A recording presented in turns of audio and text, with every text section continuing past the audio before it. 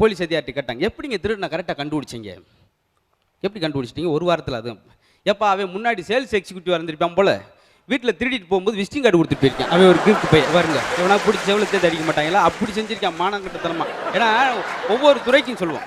இப்போ ஒரு கண் ஆஃபீஸர் போயிருக்கார், கண்ணு மங்களா தேடி டாக்டர், சரி அப்படின்னு ஒரு லாரி அந்த இருக்கு பாருங்க, எதுக்காப்பு லாரி, அந்த லாரியில் இருக்குல்ல போடு நம்பர் பிளேட், அதை பாருங்க. இல்லை தெரியலையே, நம்பர் தெரியலையா, அப்போ உங்களை ஆப்ரேஷன் பண்ணியாங்க, படுங்க ஆப்ரேஷன் பண்ணி இப்போ வாங்க, கட்டை ஊற்றி விட்டு இப்போ அந்த லாரியில் ஒரு நம்பர் தெரியுதான்னு பாருங்க. அப்படி பசங்க முழிச்சிருக்கான். என்ன பாப்பா, லாரியே தெரியல டாக்டர் அப்படின்னு இருக்கான். அவன் பாரு முன்னாடியாச்சும் ஓரளவு இருந்தான். அதே அவன் பகல்லே பசுமாடு தெரியானுக்கு இருக்குல்ல இங்கே எருமாடு தெரிய போகுது. நல்லா இருந்தவனை நாரம்சமாக்கி விட்டான் போகும். சரிட்டு இன்னும் ஏன்னா ஒவ்வொரு ஆளுக்கும் நடக்கும், எல்லாருக்கும் இல்லை. இப்போ அடுத்த ஒரு ஆள் வந்தார், என்ன பல் கட்டம்னு சொல்லி ஒரு டாக்டர்கிட்ட போனாலும் பொண்ணு, என்னாச்சு பல் டாக்டரே கட்டிட்டு வந்துருக்கான், அவள் பெரிய கில்லாட்டி வந்துருப்பா போல, எனக்கு பெருமை சொல்லியிருக்காரு. காப்பி பொடி வாங்க போன என் பொண்ணு